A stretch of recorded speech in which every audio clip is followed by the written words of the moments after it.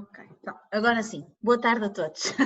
Bem-vindos ao webinar da pós-graduação em Branding. Este é o quarto webinar desta pós-graduação, portanto, o último antes das férias, antes de irem de férias. O nosso orador é, portanto, o Vítor, que está cá. Olá, Vítor, boa tarde. Olá, Joana, tudo bom? Olá, tudo bem? Vítor, pode ligar a câmara, se faz favor. Olá, Olá. para todos verem.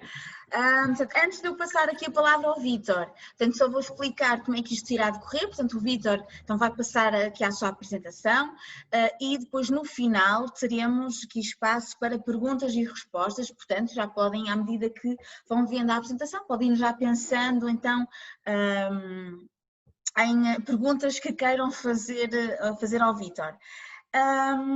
Depois, esta sessão está a ser gravada, por isso também depois eu posso vos enviar o link, portanto mais tarde, para vocês quiserem recordar. E pronto, espero que seja útil para o vosso percurso académico, profissional, pessoal e que gostem então deste webinar. Vítor, então vou passar-te a palavra. Obrigada. Obrigado, Joana. Bom, quero começar aqui hoje agradecendo a presença aí de todo mundo que conseguiu tirar um tempinho para assistir a palestra. Obrigado pelo convite, professora Joana, professor Rodrigo. Agradeço muito a oportunidade de estar aqui e pretendo, assim como você disse, trazer um conteúdo aí que sirva, tenha bons efeitos aí, resultados positivos na profissão e para o lado pessoal de todo mundo que está a acompanhar a palestra. Então, vou compartilhar minha tela aqui, já para eu começar aqui a palestra com vocês. Estão todos vendo minha tela? Sim. Sim? Então vamos lá. Bom, do logo ao todo. Esse é o nome da nossa palestra de hoje, esse é o conteúdo que a gente vai trazer aqui. Qual que é a importância, né? Qual que é o significado, quais são as propostas do design na criação de marcas relevantes. A gente vai construir aqui toda uma explicação sobre sistema de identidade de marcas, né? E espero que vocês gostem. Primeiramente, olá, meu nome é Vitor, eu sou diretor de arte, eu trabalho hoje na agência F2F Digital, Face to Face Digital, uma agência bastante nova e com clientes bem interessantes aqui em São Paulo. Sou designer gráfico, formado em publicidade, então tenho 26 anos e ali tem o link do site do meu portfólio. Depois eu disponibilizo esse material para vocês e vocês podem acessar se tiverem curiosidade. Bom, eu já tive a oportunidade, né, de trabalhar no setor de comunicação visual em algumas áreas, na área de design, né, na área de identidade visual, de branding, de direção de arte, motion design, em agências de publicidade, agências de eventos. Durante todos esses anos aí de mercado, eu consegui trabalhar com marcas bem interessantes, como o Itaú Cultural, né, para quem não conhece, o Itaú aqui no Brasil é um dos maiores bancos aqui do nosso país, um dos mais conhecidos, né? Então, eles têm uma iniciativa cultural, um museu, e toda uma plataforma digital em que eles disponibilizam conteúdos, e hoje eu faço parte da equipe que trabalha o design desse projeto do Itaú. Trabalhei com eventos internacionais, né, como o alemão Time Warp, na agência Entourage, que é uma grande agência de eventos aqui da América do Sul, né, do Brasil, mas ela é a maior da América do Sul, da América Latina como um todo. Marcas de bebidas, né, como Beck's, Johnny Walker, Tanqueray, o Clube da Edge, né, que é um dos maiores clubes aqui do Brasil também. Eventos como o Salt Trek Bowl, que é um evento nacional que roda o Brasil inteiro, inclusive já foi para os Estados Unidos, e a Row, que é um evento espanhol. Então, tive a oportunidade de trabalhar em todos esses, com projetos que envolvessem todas essas marcas, né? E eu quero começar aqui o nosso debate de hoje, nossa conversa, né? Eu quero propor que isso seja um debate. Um grande clichê para todo mundo que já estudou, que já ouviu falar sobre marca, sobre logo, vocês, alunos da pós-graduação de branding, outras pessoas envolvidas na área de comunicação, todo mundo com certeza já ouviu falar esse grande clichê que é marca não é logo, logo não é marca. E isso, assim, por mais clichê que seja, né, é importante a gente trazer. Por quê? Porque a marca, ela não é apenas a identidade visual, apenas o produto que está sendo colocado na gôndola ou online, né? E muito menos apenas ser resumida ao logotipo, né? A marca é muito além disso. Vocês, como estudantes de branding, sabem muito bem o quanto o processo de construção de marca é uma coisa complexa que envolve diversos conceitos, envolve diversos elementos. Então, por vezes existe essa confusão e eu quero trazer aqui, explicar um pouco o que é cada coisa, né? O logotipo. A gente falar, especialmente começar por ele, né? Tão polêmico o logotipo. Alguns chamam de logomarca, mas existem muitos debates em relação a essa nomenclatura. Mas basicamente, o logo ele é um símbolo gráfico que promove um reconhecimento instantâneo daquela marca, daquela instituição para o seu público, né, para as audiências. Quando você bate o olho ali, você identifica apenas com aquele M, aquelas cores, o formato da embalagem deles, né, toda a construção de marca que envolve nisso, você entende que é McDonald's e às vezes você pode até sentir o cheiro, né? Se você tiver com fome aí, o cheirinho vem. No momento, né, que a gente constrói, que a gente pensa em construir um logotipo, alguns fatores são muito importantes para essa construção. Um dos fatores é a simplicidade. Quanto mais simples a gente conseguir construir aquele logo, melhor vai ser o entendimento, mais fácil vai ser o entendimento e a memorização, né, daquele símbolo gráfico vai ser maior. Quando a gente bate o olho nessa foto, a gente identifica Adidas antes mesmo de perceber que na língua do sapato ali tá escrito Adidas, né? A gente entende isso pela aplicação do logo na lateral do tênis e é uma marca que é tão icônica que ela construiu de maneira muito simples uma memória forte na cabeça de todo mundo. A atemporalidade na construção do logo é muito importante também. A gente tem sempre que tomar muito cuidado para não se ater a tendências no momento em que a gente vai construir um logo, construir uma marca, né? Porque a tendência, ela tende a datar aquela construção daquela marca e daquele logo, né? Ele fica dentro de um espaço de tempo em que fica muito difícil no futuro aquela marca ser percebida da mesma forma que ela foi no momento em que ela foi criada seguindo uma tendência. A versatilidade é muito importante também, justamente pelo processo da gente hoje ter a comunicação digital e inúmeras plataformas onde a gente quer e precisa aplicar o nosso logo e a nossa marca visualmente falando. Então, a versatilidade dessa construção tem que ser pensada. E apropriada porque precisa fazer sentido para o público-alvo. Ele precisa estar dentro do universo naquele grupo de pessoas que você pretende atingir com a sua comunicação.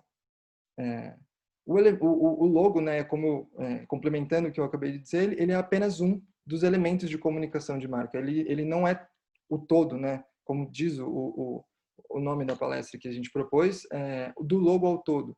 Então, para a gente entender que o logo é apenas uma parte, ele apenas tenta ser um símbolo que representa graficamente aquela marca, né? Existem outras formas de se representar uma marca e o logo é apenas uma delas.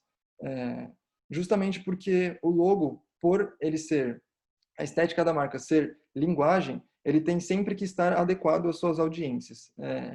O que significa isso, né? Então, quando o estúdio Pentagram foi construir a identidade visual do Ruhr Museum of Art, que está nessa foto que eu mostro para vocês, eles estudaram todo o contexto visual daquele público para estar alinhado e adequado àquela audiência, né? Então, a construção do logo e a construção de todos os materiais que compõem aquela marca visualmente e também seguindo sonoramente falando e olfativamente falando, toda construída pensando em atingir essa audiência.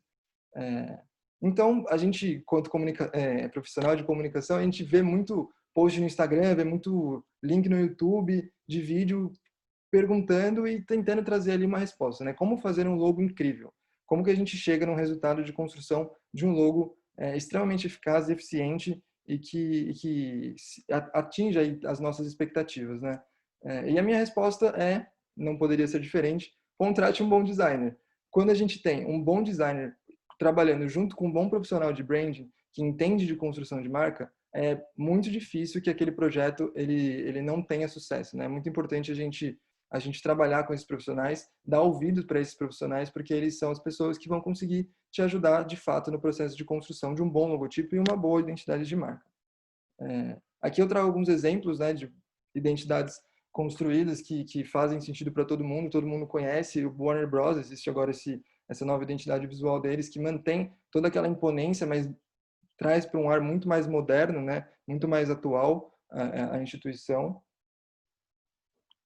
Desculpa, parei para um golinho d'água aqui. O logo da Yahoo, né, e o logo da Google, que na verdade nem é o logo da Google, é apenas o G, e o quanto essa marca já está tão cravada aí na nossa mente que apenas essas cores, esses formatos gráficos ali já trazem à tona a marca.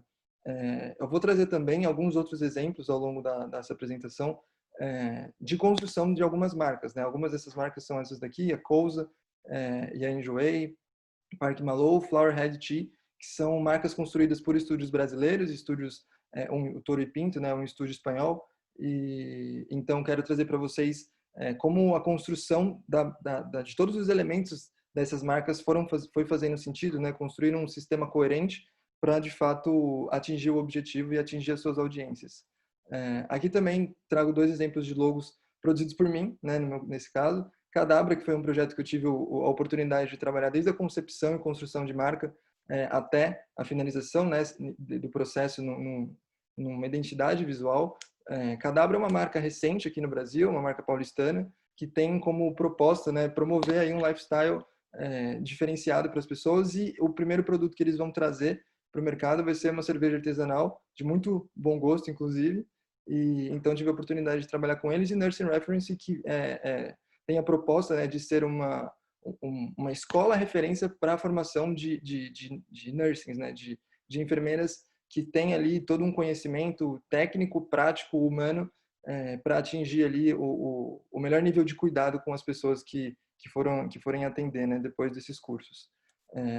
Então, aqui a gente passa do logotipo para aumentar um pouco mais o nosso espectro para a concepção do que é marca, né? A marca, ela nada mais é do que um conjunto de características que determinam, né, como as pessoas vão enxergar a marca, como elas vão enxergar aquilo que a gente propõe, né? A marca nada mais é do que, segundo o Seth Godin, essa citação é muito boa, a marca é um conjunto de expectativas, memórias, histórias, relacionamentos que juntos eles contam, fazem muita diferença no momento da opção de um consumidor por um produto ao invés de outro, de marcas diferentes, né? É tudo isso que vai fazer você comprar um iPhone ou comprar um Android. Está muito alinhado com o que faz sentido para você e como a relação que você vai construir em relação a essa marca. Às vezes a gente, como profissional de marca, tende um pouco a esquecer que na verdade, no momento que a gente constrói um conceito, constrói uma marca, ele não é o que a gente está dizendo que ele é ou o que a gente gostaria que ele fosse. É como as pessoas identificam aquilo. Então, se de fato a gente conseguir construir um sistema de marca que é coerente e que comunica de maneira eficaz, as pessoas vão sentir aquilo que a gente gostaria que elas sentissem. Elas vão enxergar na nossa marca aquilo que a gente gostaria, mas não necessariamente é isso que acontece. Por isso, uma boa construção de identidade de marca depende de inúmeros fatores, alguns dos quais eu vou passar aqui hoje com vocês. Então, evoluindo ainda, né, de logotipo para marca, para identidade. A identidade é, de fato, né, um conjunto macro de elementos que vão comunicar o valor daquela marca para as pessoas. Eu construindo uma identidade boa, que de fato a nossa marca vai ser percebida pelo público da maneira que a gente espera. E para isso a gente precisa, claro, se comunicar de maneira eficiente. Apenas com unidade, consistência e flexibilidade na nossa forma de comunicar, na nossa mensagem, não só na nossa mensagem, mas também na forma de comunicar, né? É importante fazer esse diferencial. A gente vai conseguir, de fato, atingir a nossa audiência da forma como a gente planeja, da forma como está sendo proposta ali na construção daquela identidade. É muito importante a gente lembrar de um fator que também está muito relacionado ao nome da palestra, né? Do logo ao todo, quando a gente diz que uma identidade de marca, ela não está resumida ao visual. Quando você lembra as suas memórias em relação ao McDonald's, por exemplo, falando aqui agora, se você lembra de como é entrar no restaurante do McDonald's, você talvez consiga visualizar muito bem, mais do que visualizar, mas sentir cheiros, ouvir sons em que toda aquela marca é construída, né? Quando você entra num outro restaurante, você não tem aquelas mesmas sensações olfativas, sonoras, táteis que aquela marca, que aquele espaço está te proporcionando. Então é muito importante a gente lembrar disso, de que o visual ele tem uma importância muito grande, mas ele não é o todo. E quando eu digo visual, nem me resumo ao logo, né? Mas eu digo toda a identidade visual que é construída, ela não é o todo, ela é parte da construção de uma identidade. E aqui é justamente isso, né? A linguagem visual, ela é o mais chamativo, ela é o que as pessoas vão bater o olho, ela é o que vai gerar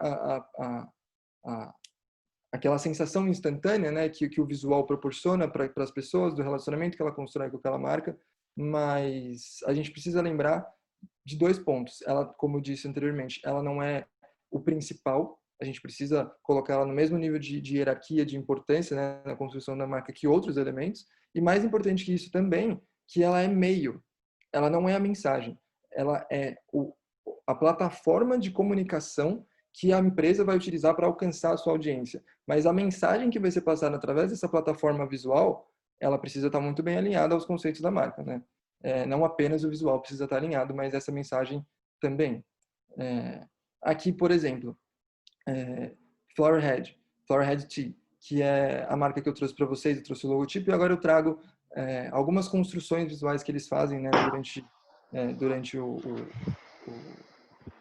book deles, durante todo o processo deles ali, as fotos, né, as fotos estilo, como que a sensação que passa de acordo com, com essas flores, né, todas essas cores, a sensação que passa na caixinha ali, essa composição que forma, tudo está 100% alinhado com o conceito que eles querem passar, tanto visualmente, quanto, mesmo que só através de uma foto, né, da representação gráfica, a gente consiga sentir essas texturas e esses odores à distância, imaginá-los, né.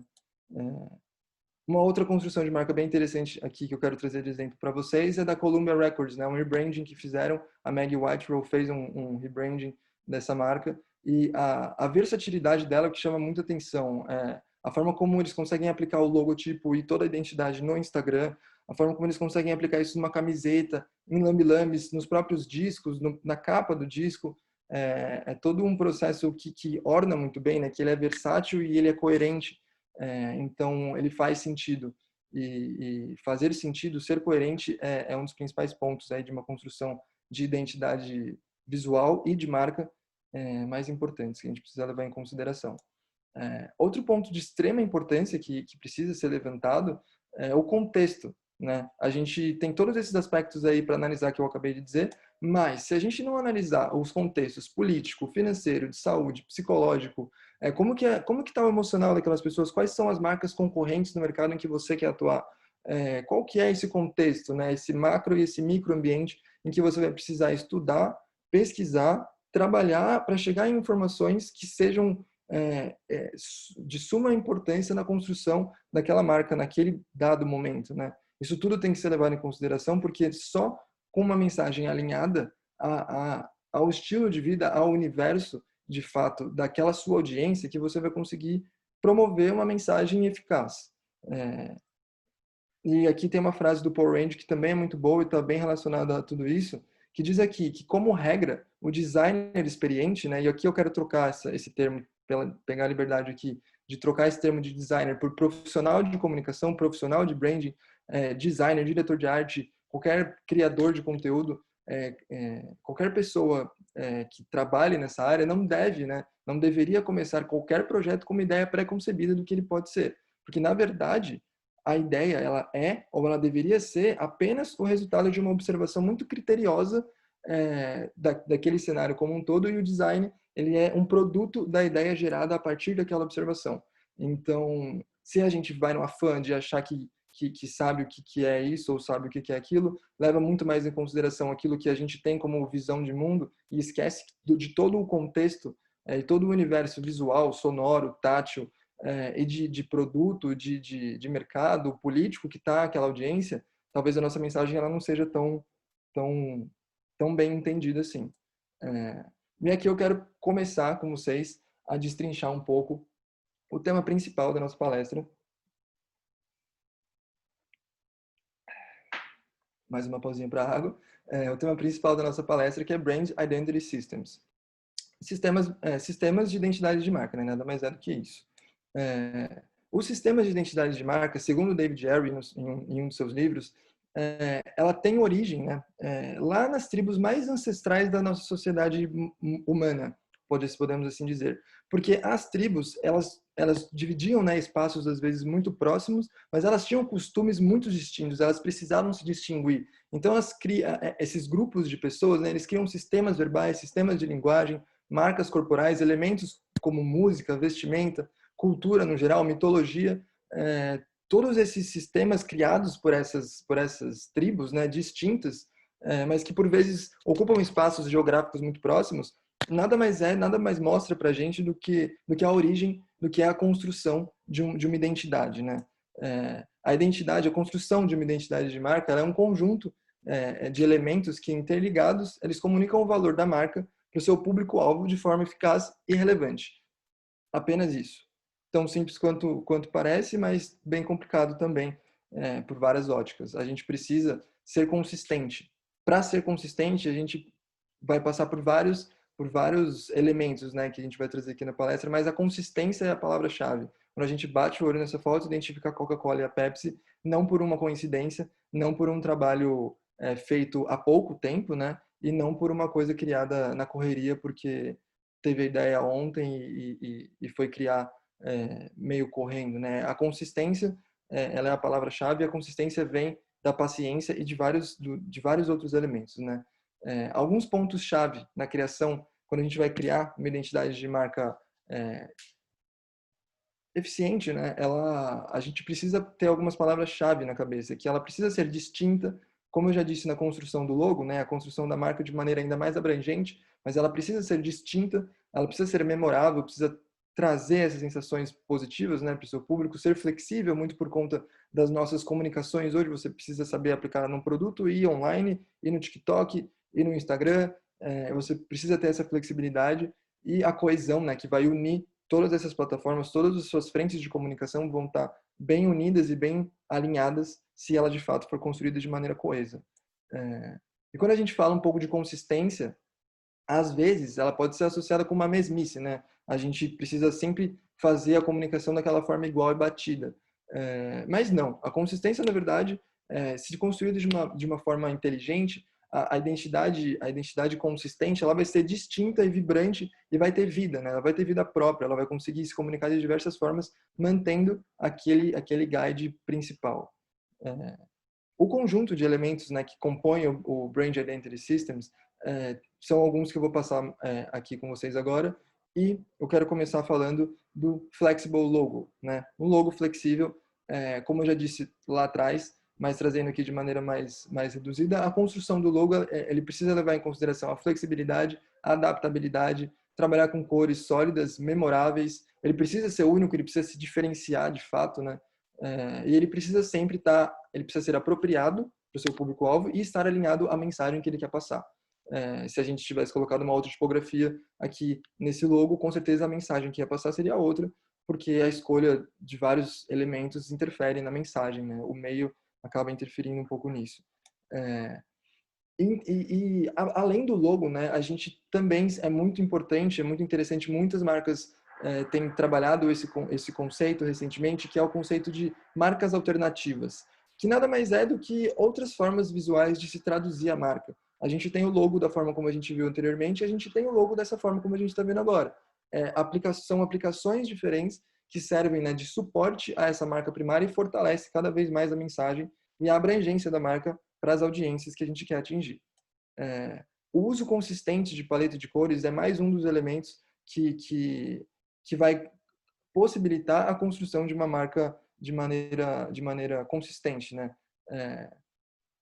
Quando a gente pensa nas cores, a gente tem uma tendência de trazer uma discussão que a gente pode identificar de algumas formas até como um pouco rasa, que é a gente atribuir sensações a cores, necessariamente aquelas sensações que são atribuídas. Como, por exemplo, durante muito tempo eu ouvi, todos vocês, eu tenho não a certeza, mas eu imagino que todos vocês já ouviram, que vermelho traz fome.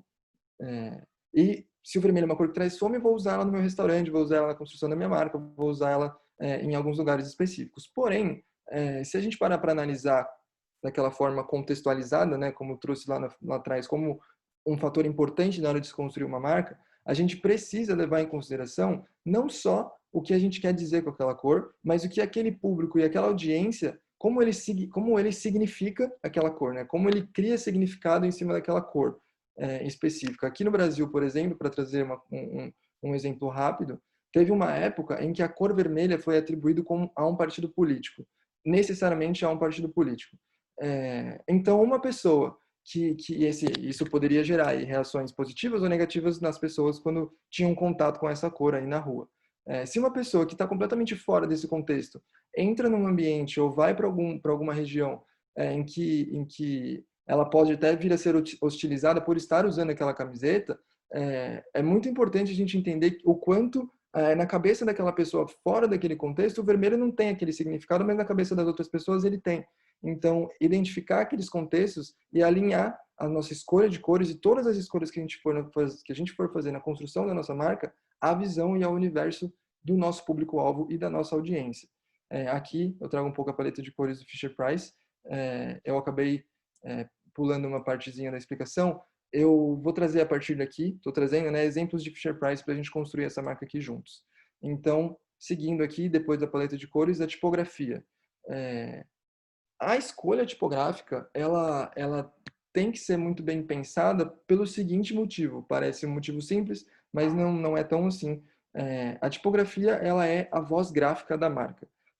Cada tipografia evoca um sentimento diferente nas pessoas. Uma Comic Sans, num determinado contexto, traz uma mensagem de uma maneira diferente, traz uma voz gráfica de uma maneira diferente do que uma Made Sunflower, por exemplo, que é essa tipografia que eu uso aqui nesses slides com vocês. Traz uma outra mensagem. Estando nesse contexto, utilizando essas cores e utilizando essa escolha tipográfica, eu, ou a Fisher-Price, ou qualquer construção de marca, vai optar por uma voz gráfica.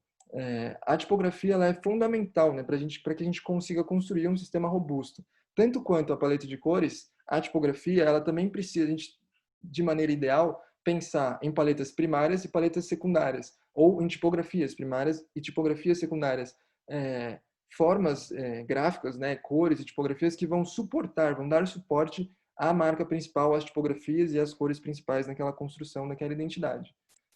Aqui eu trago os exemplos de Fisher-Price, por exemplo, nesse caso, essa tipografia escolhida por eles, Let's Be Glyphs, tem duas formas, né, dela ser escrita. Tem a Bouncy, que tem essa dança, né, como se fosse tem um jogo meio fun, aí, meio infantil, enquanto a outra também tem, mas um pouco menos, porque ela não tem esse movimento. Mas o quanto a junção, né, dessas cores com essa tipografia já começa a fazer sentido do que a gente entende aí na cabeça como Fisher-Price, né? Quando vocês viram o logo lá no começo, e vocês viram Fisher-Price, já veio uma imagem na cabeça de vocês. E eu tenho certeza de que quando a gente chega nesse ponto, a gente já consegue começar a visualizar ainda melhor essa construção dessa marca.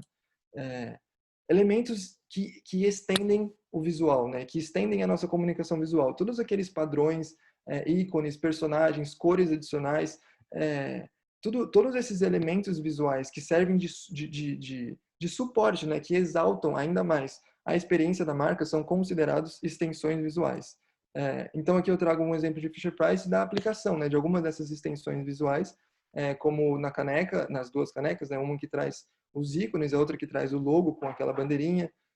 Até tem ali, na que tem os ícones, tem aquela marca alternada, né, que eu havia comentado, que seria um logo secundário.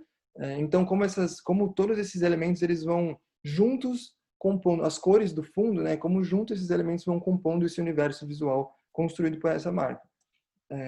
E, por último aqui, mas não menos importante, brand tone, tom de marca. O que uma marca diz? Como eu disse já algumas vezes aqui, o aspecto visual ele tem uma importância muito grande na determinação de como aquela mensagem vai ser absorvida pelas audiências. Porém, o que é dito também tem a sua extrema importância, né? Quando a gente olha para Fisher-Price e vê esse conceito criativo, a gente para e enxerga de fato tudo o que ele quer dizer. You'll understand when you're younger. Você vai entender quando for mais jovem. A comunicação de Fisher-Price, ela é infantil, ela traz crianças nas suas imagens, ela traz ícones infantis, padrões, cores, tipografia com essa dança, né, como se fosse um bebê meio caindo, meio andando, meio bambo, né, como se fosse mesmo, traz toda essa infantilidade, mas a comunicação dela, a mensagem, não é para aquela criança, porque a criança não vai pegar a carteira, ir na loja ou entrar no site e comprar um brinquedo. Quem vai fazer isso é quem? São os pais daquela criança. Então, quando a gente vê uma mensagem que diz você vai entender quando você for mais jovem, a gente entende que aquela mensagem é direcionada para os pais. E aqueles pais e mães vão, através dessa mensagem, sentir há um resgate, né, de toda a infância daqueles pais para que vivam novamente a infância com seus filhos. Então, o que essa marca quer fazer nessas escolhas, né, de conceito criativo, escolhas gráficas e visuais, é justamente isso, é atingir esse público-alvo, trazendo todas essas sensações que ela pode trazer, né, que a construção de uma marca feita de maneira eficaz pode trazer. Justamente porque a parte verbal de uma marca, ela é tão importante quanto a parte visual. Um segundo, novamente.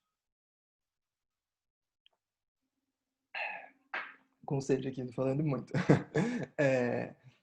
A parte visual, a parte verbal é tão importante quanto a visual. A gente, de fato, não vai ser eficaz se a gente pensar só em uma em detrimento da outra ou na outra em detrimento da primeira.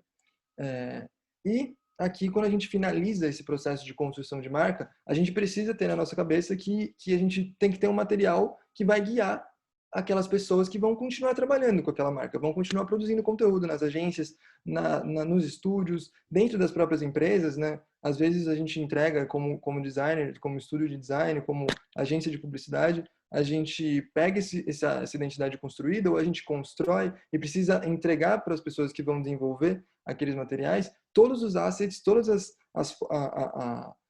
as conceituações visuais e construção de marca para que aquilo seja seguido à risca. E qual que é a diferença, né? Existem dois principais guias disso, né? Existe o Brand Book e existe o Manual de Identidade Visual. Qual que é a diferença de um para o outro, né? O Brand Book, desde os aspectos de tom de voz, como aspectos sonoros, como linguagem, conceituação, toda a questão visual da marca, né? Isso tudo está na construção da marca, né? Do Brand Book. Enquanto o Manual de Identidade Visual, ele é não tão importante quanto, mas uma parte muito fundamental do Brand Book. Então, o Brand Book é um todo e o Manual de Identidade Visual é uma parte daquilo, em que mostra, né, em que a gente consegue guiar as aplicações e todas as conceituações visuais que são propostas ali naquele cenário. É muito importante a gente mostrar sempre como aquela identidade vai performar numa variedade de contextos. E nesse próximo slide eu quero trazer para vocês um exemplo de Fisher-Price, que é um vídeo em que eles pegam todos esses pontos que eu acabei de trazer para vocês aqui e colocam num vídeo a construção da identidade visual dessa marca. E é um vídeo muito interessante. Gostaria que vocês assistissem aqui. Então, vou dar o play.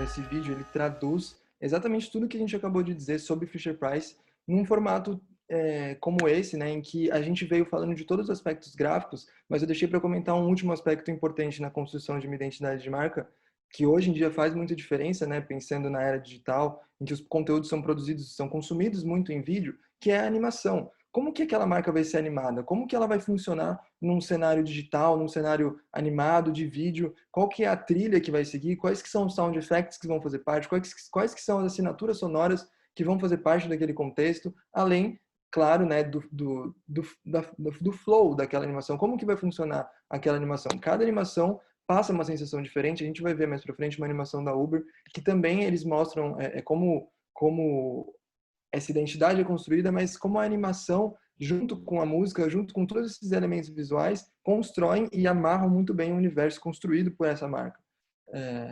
E aqui, então, a gente vai começar a analisar e a entender como construir um manual de identidade visual. O que a gente faz? O que a gente não faz? Qual que é a importância de um bom manual de identidade visual? um manual, né, de identidade visual, tanto quanto um brand guide, a gente já explicou que são coisas diferentes, mas ambos ali no seu escopo têm a função, né, de garantir uma comunicação certeira com o público, de manter a marca sempre fiel ao conceito, ao seu conceito de criação, né, a construir padrões na comunicação e explorar todo o universo da identidade construído pela marca. Se a gente tiver um bom manual de identidade visual e também tiver um bom brand guide ou um guia de marca, com certeza a gente vai conseguir chegar ao máximo de exploração desse universo que a gente construiu ali para essa marca se comunicar. Então, como a gente constrói, né, um manual de identidade visual? Existem inúmeros formatos de construção de identidade visual.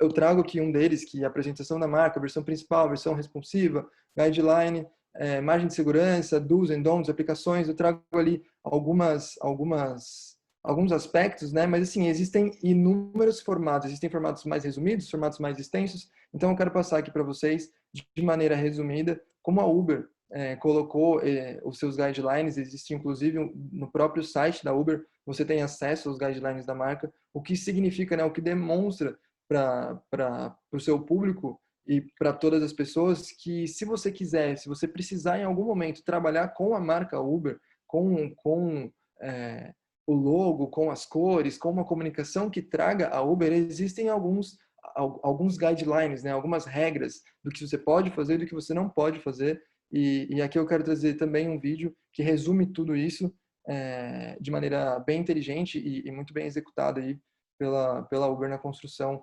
dessa marca nova, desse rebrand que eles fizeram em 2018.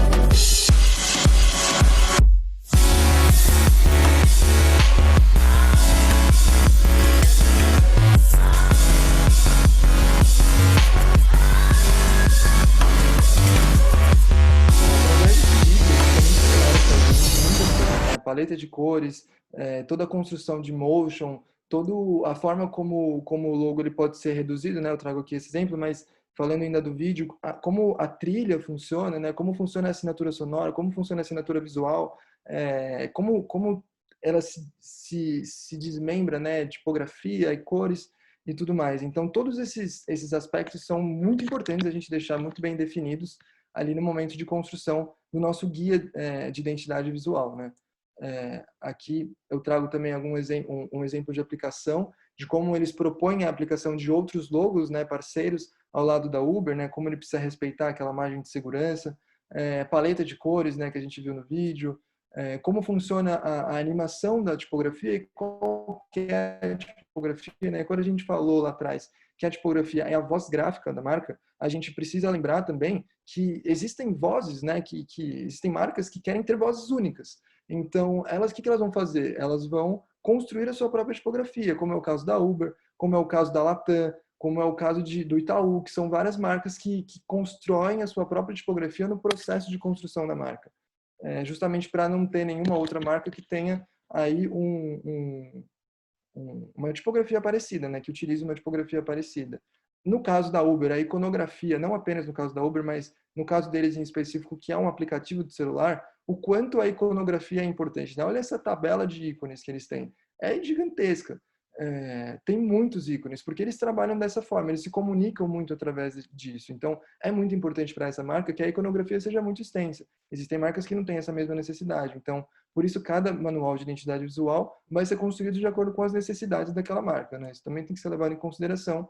Aqui, por exemplo, a Uber construiu um frame através do Beat, constrói ali um U para ser um frame para aplicação de foto. A gente viu essa aplicação de foto no vídeo que eles constroem, né? Então, cada marca com as suas necessidades e com aquilo que você pode e o que você não pode fazer também. Você não pode, por exemplo, pegar o logo da Uber e pintar de outra cor. Você não pode pegar um ícone e colocar do lado do logo. Você não pode achatar esse logo. Você não pode mudar a tipografia ou espaçar, deixar tudo maiúsculo. Existem várias coisas que você pode fazer com o logo e com a identidade, mas também existem várias coisas que você não pode fazer. E você indicar isso no manual de identidade visual é de extrema importância para que a mensagem, para que a construção daquela marca seja sempre respeitada. É, então, quando a gente pensa, né, pô, manual de identidade visual, puta coisa chata, que é regrinha, sabe, coisa de como tem que fazer, como não pode. Então, já vi muita gente falando que é chato, e eu quis trazer esse exemplo da Uber porque olha como ele é animadinho, bonitinho, como ele traz as informações de maneira interessante, de maneira inteligente, ele crava muito bem o que ele precisa dizer e assim, tá longe de ser chato, né? A construção, ela pode ser interessante, inclusive esse material, como eu disse, né, vou repetir, ele tá no site da Uber, o que é mais interessante ainda, a gente poder ter esse acesso, né? Eu como uma pessoa completamente fora ali da Uber, né, que não trabalha hoje com nenhum projeto com a Uber, consegui acessar isso simplesmente entrando, colocando no Google Brand Guidelines Uber, e ele já me trouxe um site completo com todas as informações necessárias para a construção da marca. E é um guideline bem completo, viu? E pensando nisso, né? Falando agora, eu trouxe esse gancho de que eu busquei no site, né? E encontrei os guidelines da marca. Eu quero vir aqui para esse tema que vai fazer parte da nossa palestra aqui também, que é a comunicação digital. Como que essa nova era, né? De como essa nova forma que a gente utiliza para se comunicar com marcas, com pessoas, com instituições, como que a construção de novos diálogos, novas narrativas, como que essa rápida alteração de novas formas de comunicação, né? Do nada, boom, explode o TikTok aqui no Brasil e outros países do mundo. Como que a gente se adapta a isso, né? Como que isso afeta a nossa vida? Hoje em dia, a gente tem aí todas essas redes, né? Instagram, TikTok, Facebook, Twitter, a gente precisa, é uma necessidade enquanto marca, se comunicar nesses canais. É claro que determinadas audiências vão demandar determinados canais, enquanto outras vão determinar outros. Isso tudo está muito conectado às necessidades que você vai identificar na sua marca através de toda aquela pesquisa no momento de construção dela. Mas, segundo a Paula Scher, que é, né, uma das grandes designers aí do mundo, uma das donas, né, do Pentagram Studio, para criar uma identidade eficiente, a gente precisa se comunicar em todos os canais. Então, assim, isso é uma frase não tão recente assim, mas cada vez mais faz mais sentido, né?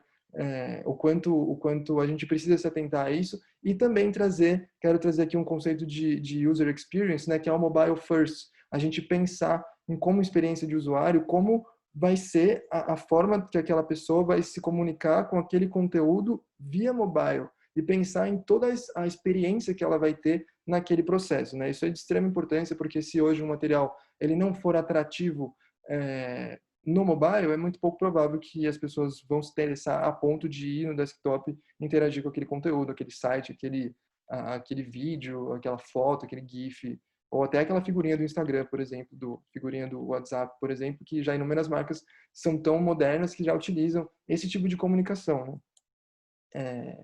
E o quanto a comunicação global, né? O quanto quanto o capitalismo ele traz essa coisa aí que a gente chama de globalização e o quanto, de fato, essas barreiras geográficas, essas barreiras culturais, elas conseguem, em alguns momentos, ser transponíveis e enquanto outras vezes não. Enquanto esses nuances, né, de comunicação, eles são impostos para a gente por conta dessas barreiras. A gente precisa sempre entender o poder, né, o quanto a comunicação ela age sobre as pessoas. Eu, enquanto designer, enquanto diretor de arte, enquanto publicitário, né? Vocês, enquanto pós-graduandos em branding, outras pessoas que podem estar conectadas aí com o universo da comunicação de alguma outra forma, todos os profissionais de comunicação, eles precisam estar sempre 100% cientes do poder no papel de formação social e de inconsciente coletivo, daquilo que a gente está produzindo de conteúdo, daquilo que a gente está construindo como meio e como mensagem. A construção disso, ela precisa ser sempre pensada, né? Tem uma frase que eu acho muito interessante que diz assim: será que nós, enquanto profissionais de comunicação, estamos cientes do significado político e do impacto do nosso trabalho na sociedade em rede atual? Será que a gente entende de fato? E assim, na verdade, eu não acredito que essa pergunta tenha uma resposta. Eu acho que essa pergunta, ela precisa ser ela precisa gerar outras perguntas, ela precisa ser exercitada, a gente precisa, enquanto profissional, exercitar esse questionamento diário, né? Porque às vezes num dia você está conectado e você está ciente, mas no outro você pensa numa ação, tem uma ideia que você acha sensacional, só que você esqueceu que talvez você fazer daquela determinada forma você possa atingir um determinado grupo de pessoas. E isso, direta ou indiretamente, a curto ou a longo prazo, isso vai trazer sempre impactos na sociedade e resultados na sociedade. Então, enquanto jornalistas, enquanto profissionais da comunicação no geral, a gente precisa estar sempre se perguntando isso e sempre tomando esse cuidado para, enfim, não gerar grandes outras problemáticas no mundo. Aqui quero trazer também, não só a nossa falha na comunicação pode gerar problemáticas no mundo, outras coisas também podem gerar problemáticas no mundo, como crise, né? Covid-19. Não tinha como eu trazer essa palestra, falar desse tema, sem trazer o impacto que isso pode causar, né? A gente constrói uma marca, a gente chega em todo esse processo que a gente desenhou até agora, pensando em tudo isso bonitinho, com calma, paciência, construindo ali com os profissionais corretos, da maneira correta, do nada, crise, Covid-19. O que fazer, né? Como que a gente se posiciona, como que, enquanto pessoas, a gente lida com isso, mas mais importante aqui, seguindo o tema da palestra, né? Como que uma marca vai se posicionar, né? O que ela vai fazer? Como que ela vai continuar trabalhando? Como que ela vai, o que ela vai falar? Aqui no Brasil tem algumas marcas, eu trouxe um estudo feito aí pelo, não feito pela UOL, mas publicado pela UOL, um estudo em que aponta algumas marcas que foram transformadoras, que tiveram atitudes que foram consideradas como marcas transformadoras pela opinião pública, pela galera que estava ali votando e estava trazendo aquelas marcas. Uma delas, né, Ambev, eu não sei se todo mundo conhece, mas Ambev é uma das principais produtoras de bebidas aqui do país, não só produtora, mas como comercializante também, inúmeras marcas de cerveja e, assim, uma das maiores marcas do país. Logo que estourou a crise, eles anunciaram de maneira muito inteligente e muito positiva, né, para o mundo, que eles produziriam álcool gel para doação em hospitais públicos. E eles vieram construindo, ao longo desses meses de crise, uma comunicação que também falava muito disso no seu Instagram, dizendo ali, não acredite em links, não acredite em fake news, fazendo aí uma campanha contra fake news, que também é um movimento bem grande aqui no Brasil, como no mundo como um todo, pós-moderno, né? Na era da informação, que ele não está à venda, né? Trazendo informações sobre máscaras, sobre fábrica de máscaras que eles começaram a fazer, para doação também para profissionais de saúde. Então, a forma como eles agiram e como eles foram percebidos pelo público foi muito positiva.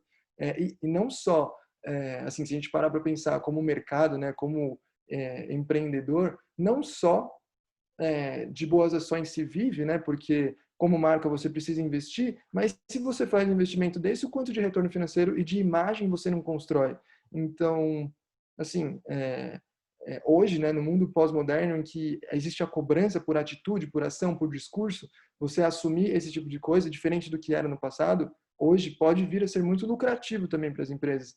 Então, por isso, eu acho que a gente tem que estar sempre pensando em como atingir positivamente o mundo, e hoje no mercado atual os impactos disso podem ser muito positivos, como por exemplo tem sido também para o Mercado Livre. O Mercado Livre aqui no Brasil o top of mind no setor de vendas online, né, no setor de e-commerce. Eles disponibilizam uma plataforma em que o vendedor de um determinado produto, seja ele novo ou seminovo, usado, consegue entrar em contato com uma pessoa que quer comprar um produto e fechar negócio, assim como traz no logo deles ali, que está bem no cantinho esquerdo, no cantinho direito, quer dizer, um aperto de mãos, né? Posso assim dizer, um aperto de mãos, que é o sinal universal de fechar negócio, né? De cumprimentar.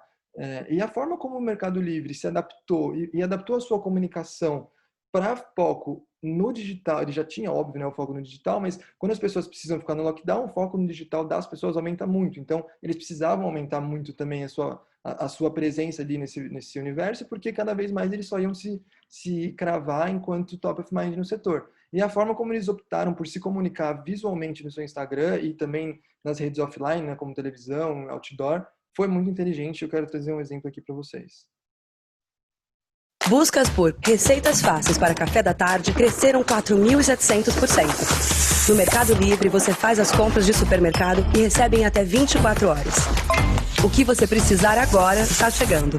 Mercado Livre. Então, desculpa você aqui. Então é isso, tipo, eles mudam o logo deles para um comprimento em que não é mais o normal, né? É o novo normal, vamos dizer assim, que todo mundo adora essa expressão hoje em dia, que é considerada como esse novo normal e traz um novo slogan juntos, de mãos dadas ou não.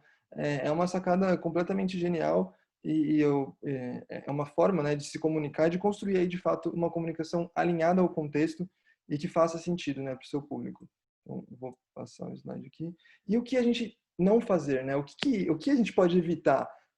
Existe um ditado, né, que diz que quando a gente não tem nada de muito bom para falar, é melhor a gente ficar quieto. Então, algumas marcas brasileiras, né, a Osklen, por exemplo, é uma marca de grife aqui no Brasil, de vestimenta, e eles vieram aí num momento de quase ápice da crise com a proposta de vender máscaras, né, de laváveis e tudo mais, a R$150. É um pouco complexo, né, você entender, você entende que ela é uma marca de grife, mas é um pouco complexo você estar nesse cenário brasileiro em que o salário mínimo é R$1.000 e R$150 equivale ao que? A 15% daquilo que está sendo, daquilo que as pessoas estão recebendo de salário, né? Óbvio que não é todo mundo que recebe um salário mínimo, mas R$150 é um valor muito fora de cogitação para uma galera muito grande aqui no Brasil. E você colocar isso à venda gerou assim uma repercussão extremamente negativa para a marca. Eles tiveram que tirar do ar, fazer uma retratação pública, porque assim todo mundo encarou de forma negativa e o posicionamento deles foi muito mal visto. Assim como também o posicionamento de empresários, né? O quanto que donos da marca, pessoas físicas, às vezes interferem no processo de construção de marca. Por exemplo, vai saber se a galera do Madeiro estava fazendo um trabalho legal, enquanto aí chega lá do nada o dono da marca, o empresário da marca, criticando medidas de isolamento social e de combate à pandemia, né? Existem, né, inúmeras perspectivas em relação a isso, mas a perspectiva da opinião pública foi como diz aí um novo termo, né, cancelamento. Foi de extremo repúdio a essa ação, a essa fala e um total banimento da marca, né? A galera deixando de seguir no Instagram, fazendo comentários negativos nos posts, trazendo inúmeras rechações, né, à marca, às marcas, né? A Havan, Girafas também são outras marcas relevantes aqui no cenário brasileiro, que também tiveram aí empresários que se posicionaram de maneira que foi tida pelo público de maneira equivocada. E eu quero chegar aqui a um momento mais final desse processo, dessa palestra com vocês, em que eu quero resumir tudo isso, né? É difícil resumir tudo isso de conteúdo, mas eu acredito que uma palavra que pode funcionar bem é coerência. Acredito que a coerência ela é de fato o elemento principal para você construir um bom e um eficaz sistema de identidade de marca. E não só a coerência, né, mas a paciência. A gente, enquanto profissional, precisa ter paciência antes, durante e depois do processo da criação daquela identidade, porque só dessa forma a gente, de fato, vai conseguir avaliar se os caminhos estão sendo tomados estão corretos, estão tendo as respostas que a gente imaginava, que a gente esperava, e se foi construído um bom processo antes, né, da construção da marca, todo um estudo, as certezas de que a mensagem vai chegar na sua audiência de maneira eficaz são muito maiores, né? Então, é basicamente isso.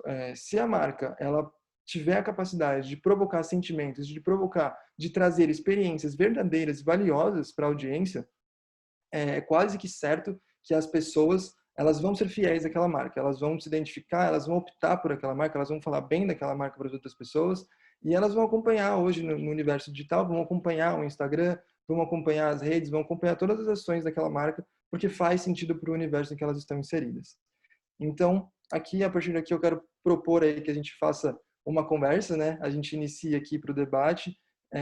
Eu não acredito que seja um perguntas e respostas. Eu queria propor aqui algumas perguntas aí para a professora Joana, para o professor Rodrigo. Gostaria que, enfim, vocês fizessem perguntas para eles, perguntas para mim. Quem se sentir à vontade pode começar. Vitor, antes de mais, tivemos aqui uma mega aula, pessoal. Concordam comigo? Uma mega aula. Muito bom, Vitor. Antes de mais, parabéns pela apresentação. Foi muito boa. E teve aqui conteúdo tão útil que eu acho de certeza que toda a gente concorda comigo, não é? E por isso acredito que hajam aí muitas perguntas, certo? Eu tenho, Joana. Pronto, é lá, Diego. Se calhar depois, Vítor, quando, não sei se quer fazer primeiras perguntas para mim e depois passamos então não é? Se calhar, Diego, aguardar um bocadinho só. Bom, tá bem?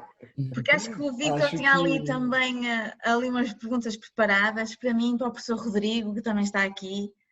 Totalmente. Eu queria sim fazer umas perguntas. Eu tenho uma para o Rodrigo e uma para você, Joana. Eu vou começar por você, então. Okay. Aí a gente começa uma conversa aqui com todo mundo que quiser participar. Boa. Agradeço demais a oportunidade e agradeço também o feedback em relação à palestra. Preparei o material com todo carinho. Quem quiser, eu posso disponibilizar esse material aí para todo mundo. Quem quiser esse conteúdo, tem ali o meu site também, tem ali também o meu e-mail, então para a gente conversar, para a gente sempre manter o contato. Então deixa eu trazer aqui a pergunta para você. Eu anotei aqui no celular, então eu vou ler aqui. Assim, na sua visão enquanto profissional, né, de branding, quais que são as funções estéticas de uma marca no processo do branding? Se você puder explicar, falar um pouco disso para a gente. A parte estética. A parte estética é realmente, quando a parte estética foi que o conteúdo do Vítor foi, portanto, focar aqui na parte estética. E isto é muito importante, o Vítor até abordou aqui alguns pontos, porque eu penso logo na questão da... Vou ter que desativar aqui este microfone.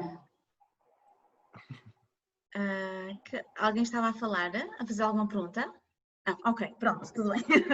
Ok, então a minha resposta. Relativamente à estética, isto vem-me sempre à cabeça que tem a ver com a diferenciação das marcas. Eu acho que a estética, uma das grandes... Tem vários pontos importantes da estética, ou várias mais-valias da estética para o branding, ou para as marcas.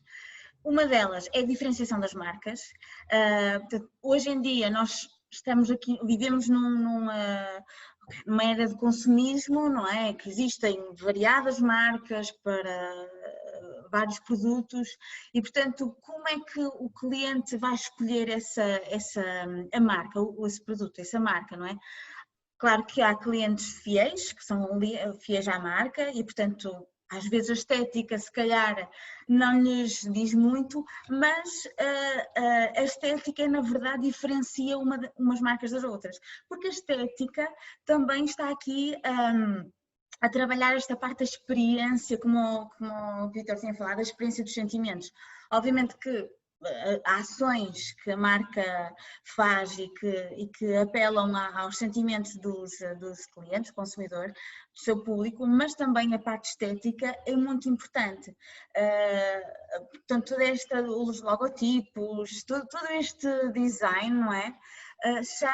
Chama o consumidor, por exemplo, a Apple, estou-me a lembrar da Apple, portanto o Vítor não falou nisso, mas a Apple é um bom exemplo de que eles trabalham muito esta parte estética, que até o consumidor ou o público da Apple sinceramente não está muito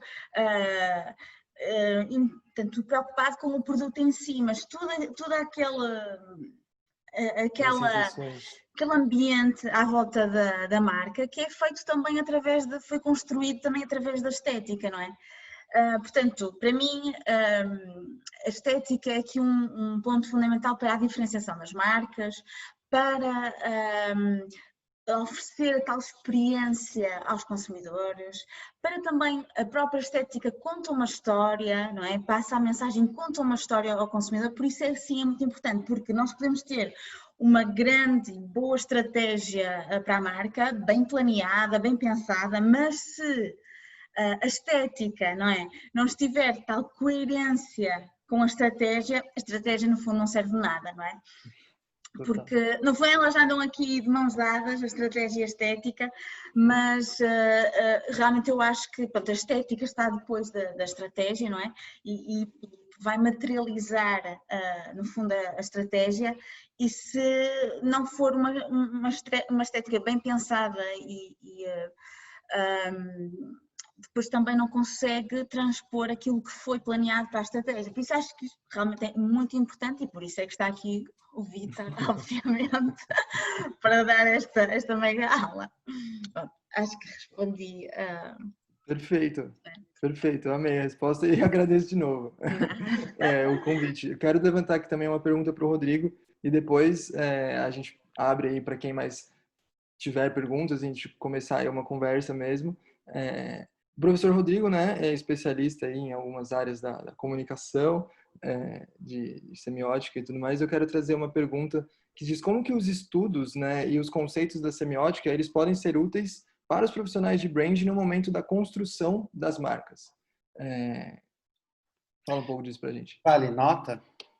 Vale, tá valendo. Para Então, você, já antes de começar, já é 10 já. aqui as notas vão de 0 a 20, então 10 não é muito bom. Bom, vamos lá.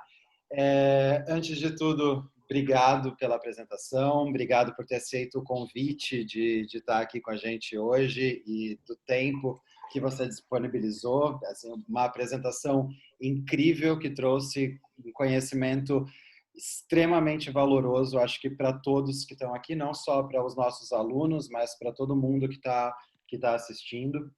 Sobre a pergunta que você me traz, é simples responder isso, mas, na verdade, a resposta por trás dela é um pouco mais complexa.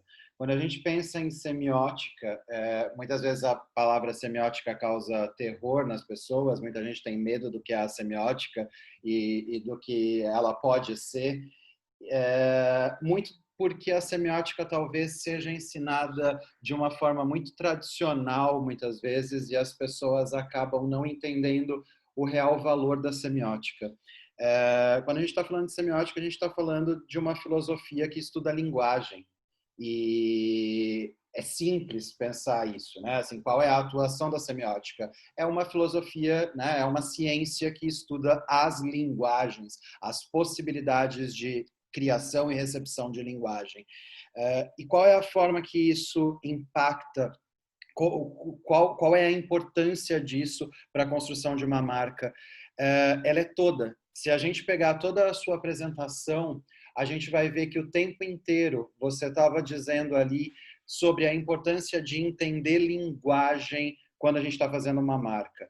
Quando a gente está trabalhando um processo de branding, ou quando a gente está trabalhando publicidade, ou quando a gente está trabalhando marketing, ou jornalismo, seja lá o que for, a gente está trabalhando áreas da comunicação. E o principal elemento requerido para que exista a comunicação é a linguagem. Lembrando que quando a gente fala sobre linguagem, a gente não está falando só sobre linguagem verbal, né? As pessoas costumam fazer uma equivalência entre linguagem com língua ou com idioma. Não é bem isso, né? O idioma ou a língua, ela é só a linguagem verbal. A gente pode falar sobre qualquer processo perceptual criando linguagem, como a linguagem visual, olfativa, gustativa, que você mesmo falou ao longo da sua apresentação e da sua palestra. E essa é a importância. Se a gente está fazendo comunicação, quando a gente está criando uma marca, a gente está falando alguma coisa para alguém. E falar alguma coisa para alguém é dominar a linguagem daquela pessoa. O que isso quer dizer? A gente não fala, por exemplo, em português com uma pessoa que não domina o português, né? Que só fala inglês ou que só fala espanhol, seja lá o que for. A gente tem uma flexão de linguagem para que as pessoas entendam a gente. E isso é cabível na construção de marca quando a gente pensa em todas as linguagens. Então, pensar uma cor, pensar uma forma, pensar uma textura, pensar uma fotografia, uma ilustração, pensar um cheiro, pensar um som, não é de acordo com aquilo que o designer gosta, com aquilo que o designer acha legal, ou com aquilo que o designer acha bonito. É entender o que existe de contiguidade com o público que vai ser atingido por aquela marca e saber de fato como a gente vai usar aquela linguagem. E aqui eu acho que entra uma das coisas mais importantes da sua palestra, que é o pensamento com alteridade. As pessoas costumam usar muito o termo eu já até esqueci o termo agora, que é empatia. E empatia, na verdade, ela é algo bom ela é algo bom, porque, ok, você está sendo empático com alguém, mas o que significa empatia? Significa você ver a visão do outro a partir de você mesmo. E talvez isso não seja muito bom, porque a gente ressignifica a visão do outro de acordo com aquilo que a gente acredita que é certo ou que é errado, ou que é bonito ou que é feio. Talvez a semiótica, nesse processo de estudo de linguagem, mostre para a gente a importância da alteridade, de entender a realidade do outro a partir do outro. E é essa a nossa responsabilidade como designer, como publicitário, como profissional de branding, como marketeer, como profissional de comunicação. É entender a existência do outro a partir do outro. Porque o mundo pode ser muito interessante para a gente, mas para as outras pessoas talvez não seja. Outras pessoas talvez sofram de muitas outras coisas que na nossa realidade talvez nem façam sentido. Mas são com essas pessoas que a gente está conversando. São para essas pessoas que a gente está criando realidades de marca. É o mundo dessas pessoas que a gente está atingindo. E a gente tem que pensar muito bem como a gente vai atingir cada uma dessas pessoas. E pensar a semiótica como uma ciência para estudar isso é imprescindível. Porque ela é a única ciência que, de fato, vai pensar a forma com a qual a gente recebe e cria linguagem e como essa linguagem afeta as outras pessoas. E a palavra afetar, né, que vem aí, a gente pode até retomar o Spinoza com a afecção, de fato tem a ver com afeto. E é um pouco disso que a gente tem que ter em mente. O afeto que a gente tem ao afetar as pessoas. Acho que era isso. Perfeito. Rodrigo, Perfeito. estás aqui com uns fãs. Eu? Sim. Eu não vi. Obrigado, pessoal. Obrigado. És o filósofo do design. Incrível, incrível. Como Se sempre. deu saudade de me ver falando, falta poucos meses, gente. Falta pouquinho.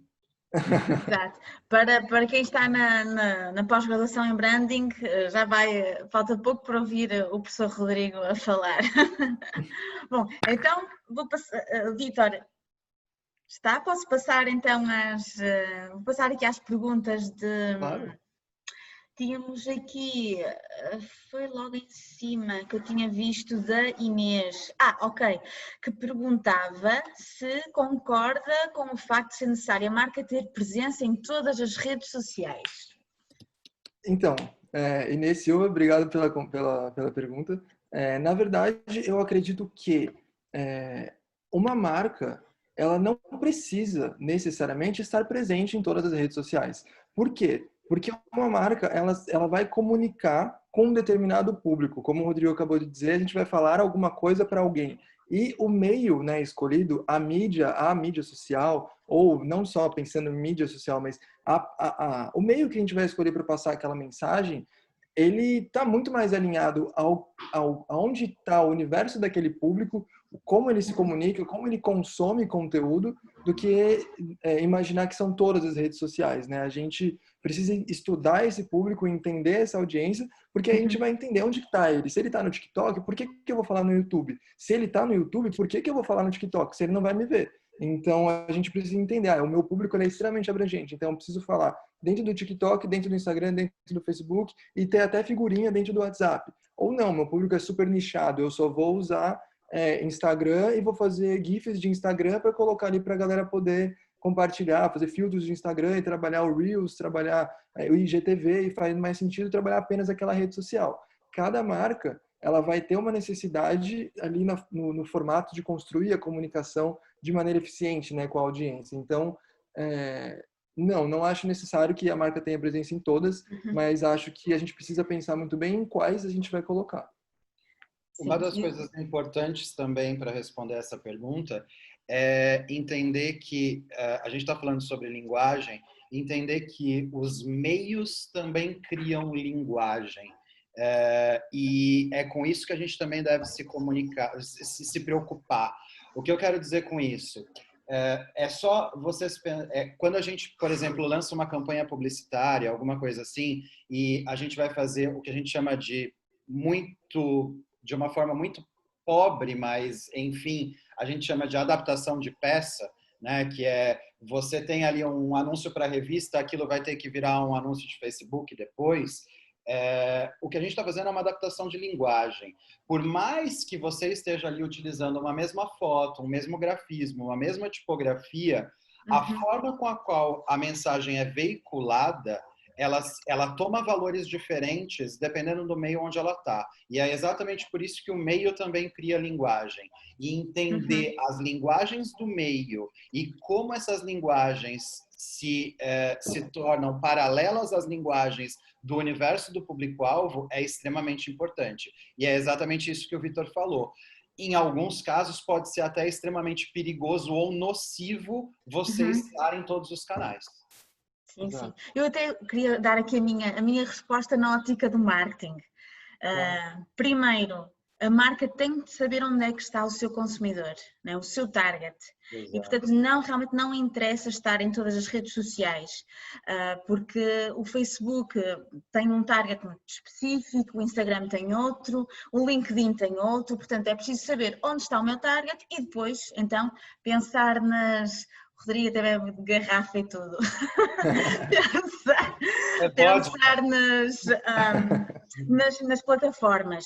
E isto dava para, Rodrigo, Omnichannel, Exato. isto dava para um tema. Hoje as pessoas falam tanto sobre transmídia, né? E assim, parece que transmídia virou a palavra da moda e é legal, então tem que ser transmídia. Mas as pessoas entendem muito pouco sobre o que é transmídia, né? Elas ficam ali replicando o conteúdo de um lugar para o outro, sem entender a narrativa que de fato elas estão construindo a partir de diferentes plataformas.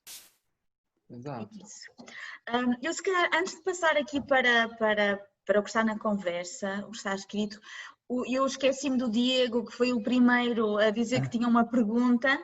Sim, na realidade eu tenho algumas, eu anotei porque eu estava bem ansioso para esse seminário, para esse webinar, aliás, porque é a minha área, é o que eu gosto de fazer.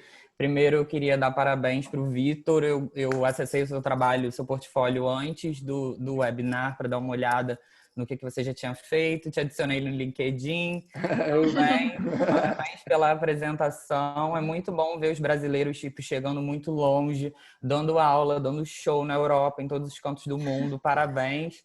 Gostei muito do seu style também, tipo, você é um cara mega estiloso, todo retrô, assim, achei bem bacana. Então vamos lá, assim, eu tô num momento que eu fiz uma transição, né, do Brasil para a Europa. Eu trabalhava imenso assim no Brasil, no Rio de Janeiro, no ramo da cultura, e assim, eu nunca tive problema em conseguir projeto, em conseguir emprego, e aqui eu cheguei e me deparei com um mercado de trabalho super fechado, super agressivo, super competitivo, num lugar minúsculo, porque Lisboa é muito pequena. E, assim, eu tenho algumas perguntas em relação a isso. Você tem um portfólio muito grande, muito variado.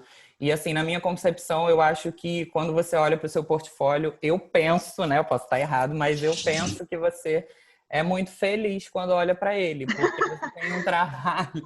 você tem um trabalho muito variado, muito grandioso, muito, muito bem feito e muito coeso. Então, assim, eu queria saber, dentro do seu dia a dia, dentro dessa trama que você vive de agência, cliente, chefe, se você consegue, quantos % das vezes você consegue realizar aquilo que você acredita? Porque isso sempre foi o meu maior desafio, sempre foi uma briga grande, na realidade. Tipo assim, eu tinha que provar até o fim da linha, até o trem passar, que eu estava certo e que o meu chefe está errado. E isso, às vezes, acabou correndo uma demissão, entendeu? Tipo, eu nem me incomodaria de ser demitido por essa causa. Mas, tipo assim, eu já me esforcei tanto e já bati tanto de frente para tantas coisas. Eu queria saber como é que você consegue gerir isso no seu dia a dia. E, em paralelo a isso, eu queria saber o que você pensa do profissional de design. Como você acha que ele deve se apresentar? Se é tipo de um estilo de trabalho, repetindo esse estilo de trabalho, criando um conceito próprio, ou se é mostrando versatilidade, sendo de um jeito em cada trabalho. Pronto. Boa, duas ótimas perguntas. Primeiro, Diego, muito obrigado.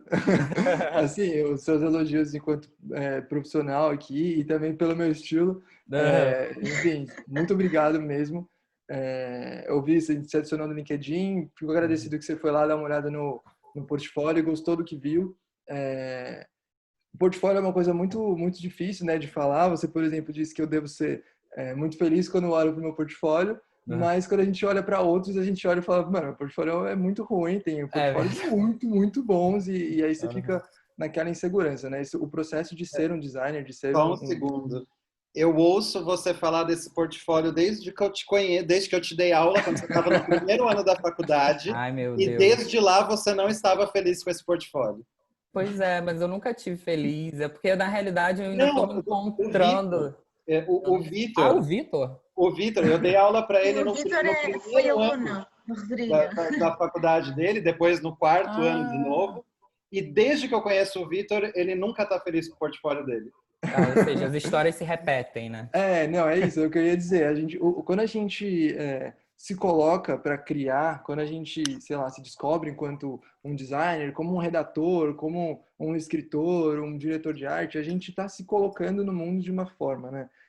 Nos nossos trabalhos. Então, o ego é uma coisa que é muito afetada. A gente precisa tomar muito, muito, muito cuidado com essa construção do nosso ego. Enquanto designer, enquanto diretor de arte, eu posso dizer que eu já tive momentos muito variados, né? Momentos em que eu sabia que eu estava certo do que eu estava dizendo, momentos que eu estava certo de que eu estava totalmente errado do que eu estava dizendo.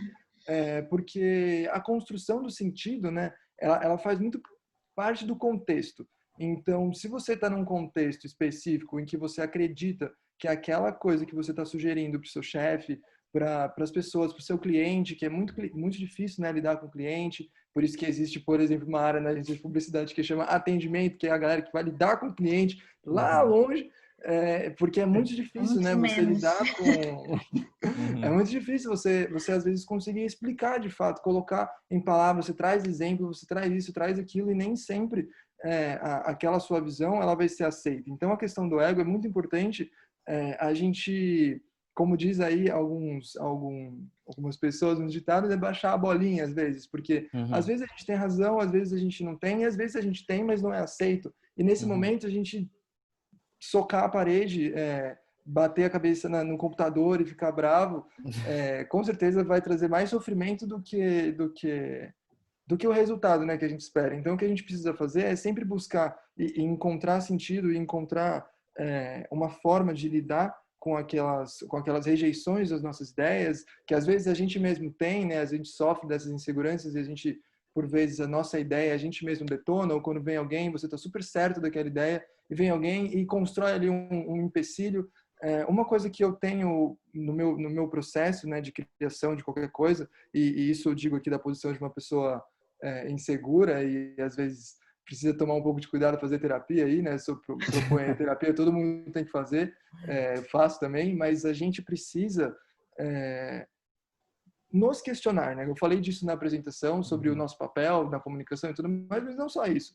Quando a gente tem uma ideia, quando a gente cria alguma coisa, quando eu estava construindo essa palestra, por exemplo, quando eu estou construindo meu portfólio, quando eu estou construindo um trabalho que vai fazer parte do meu portfólio, eu estou o tempo todo olhando para ele pensando o que dá para melhorar nisso aqui, o que está uma merda nisso aqui, o que alguém pode olhar e apontar como erro. Na minha perspectiva, na perspectiva de outras pessoas, como que a gente consegue, de fato, chegar no resultado que é o ideal para a gente e também o ideal para o nosso cliente, ou dentro daquele cenário que a gente está inserido de trabalho, de um estúdio, de uma agência.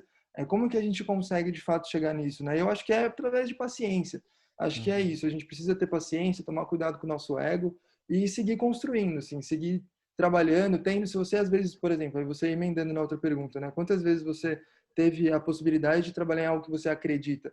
Quando a gente não tem essa possibilidade, nem sempre a gente consegue criar esse espaço, né? Mas a gente pode, enquanto designer, enquanto criativo, abrir um espaço nosso, abrir um dia, num fim de semana, em que você vai se aplicar ali enquanto designer, enquanto o seu lado artístico, às vezes num cliente que você tem mais intimidade e você confia e acredita no trabalho. Eu tive algumas oportunidades de trabalhar com coisas que eu acredito. Dentro da Entourage, né, eu trabalhei com alguns projetos de música brasileira que super me identifiquei, trabalhei com alguns projetos de música eletrônica que eu super me identifiquei, fazia sentido para mim. Hoje eu trabalho com Itaú Cultural, trabalho com Itaú Social, então são projetos que incentivam a cultura, a arte, iniciativas sociais, então são projetos em que eu acredito, né, quando eu coloco a minha força de trabalho ali, a gente só vê uma parte, né, isso que é complicado também, ainda mais pensando nesse cenário atual, né, de lockdown e tudo mais, a gente vê uma partezinha do nosso trabalho, que é aquele post, mas a gente nem sempre consegue ter aquela visão, que foi o que o Rodrigo disse, do afeto, né, da preocupação de como isso vai afetar aquelas pessoas e como a gente vai construir o sentido para elas também.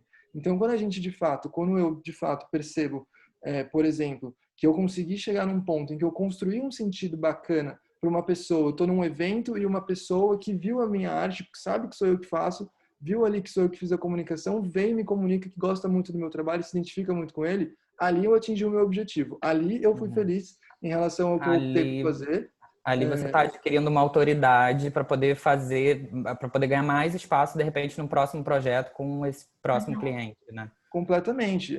E não só isso, mas o cliente, né? O cliente, de fato, como a gente pensa, o cliente, mas também o consumidor final. A pessoa que está lá, eu já trabalhei com eventos, então, por exemplo, a pessoa que está lá na pista de dança, ela é a pessoa que eu vou atingir, né? Não é o dono da marca que está fazendo a festa e que vai ganhar dinheiro. Eu preciso agradar esse cara também, é claro. Mas a minha visão, eu tenho que sempre partir desse pressuposto, e nem sempre a gente consegue aplicar, mas a gente precisa tentar chegar o mais próximo disso, que é atingir de maneira positiva aquela última pessoa no processo, que é o consumidor, que é a pessoa que vai ler aquele texto, que é a pessoa que vai consumir aquele produto ou vai consumir aquele evento. Então, acho que é isso. E a variedade, né, no portfólio, se a gente precisa ter um estilo próprio, eu sempre me perguntei isso, velho. E assim, muitas pessoas dizem para mim, pô, você tem um estilo próprio. Quando eu bati o olho no seu portfólio, eu enxergo você. Mas muitas outras pessoas já me disseram que gostam muito da versatilidade que tem ali dentro. Então eu fico me perguntando, será que eu tenho de fato um estilo próprio ou será que eu consegui, nas experiências profissionais que eu tive, eu assumir de fato a linguagem que é proposta ali ou criar uma linguagem que é proposta naquele contexto de maneira eficiente para aquele público ou não, mas que se distancia, né? Se distancia a construção de um projeto que eu tenho ou a construção de um outro projeto. Às vezes eu criei a identidade dos dois, às vezes não, às vezes a identidade já veio pronta. Mas esse processo, né? Eu acho que de você ser uma pessoa, um profissional versátil, está muito conectado com o que é ser um designer. Eu comecei sendo designer num dado momento, achando que estava muito mais conectado com ser artista, com se expressar artisticamente. E ao longo da minha jornada aí com o professor Rodrigo, que já me disse inúmeras vezes, você não é artista, você é designer, publicitário, então põe-se nessa Não de uma forma tão carinhosa assim. Então, tipo, o quanto acredito que essa versatilidade ela é importante para o profissional de publicidade, para o profissional de direção de arte, de design gráfico, para a gente conseguir, de fato, atingir os objetivos dos clientes. Né? Se a gente tem um cliente como o Fisher-Price, e a gente só tem um estilo que trabalha como a Fisher-Price trabalha, como é que a gente vai atender um cliente como a Uber? Assim, só trazendo dois exemplos que estavam dentro da palestra, né? Então, essa versatilidade, eu acho que ela é uma coisa extremamente importante no processo que a gente vai se construir profissionalmente. Falando em versatilidade, eu queria só fazer uma outra mini pergunta, assim, bem rápida. Se você acha que um bom designer hoje em dia, ele tem que transitar em todas as áreas, por exemplo, ele tem que ser um bom gráfico, ele tem que ser um bom motion design, ele já tem que imaginar aquela logo rodando, ele tem que saber fazer isso, porque eu tenho visto vagas aqui que eu tenho ficado, assim, assustado. Entendeu? Tipo assim, eu teria que fazer umas 5 faculdades para poder entrar na vaga. Entendeu? Então, assim, eu queria saber qual a sua opinião em relação a isso, do designer que, tipo, que faz tudo, né? Tipo, o pato que voa, que anda, que nada. E se você acha que um bom profissional, ele tem que saber jogar nas 11 posições mesmo, e qual conselho você dá, assim, para pessoa que quer crescer na área, assim, como você cresceu? Bom, primeiro, o que eu acho? Eu acredito que existem especialistas, né? Existe um especialista em ilustração, existe um especialista em 3D, existe um especialista em design gráfico, existe um especialista em branding, o pessoal que está fazendo pós está se especializando nisso, porque eu acredito que existem duas percepções, né? Existe a percepção do mercado, que por muitas vezes tem essa percepção que você trouxe, né? Que assim, precisa fazer tudo, você precisa animar, precisa fazer identidade visual, precisa postar, precisa escrever o texto, precisa fazer o stories, precisa subir na TV para o canal, precisa pôr no YouTube, você precisa fazer tudo, precisa fazer o 3D, precisa fazer o UX design do site. E assim, na minha visão, o profissional que tenta fazer tudo isso não tem tempo o suficiente para fazer bem feito alguma dessas coisas. Existem profissionais, eu tento me considerar como um profissional multidisciplinar, né?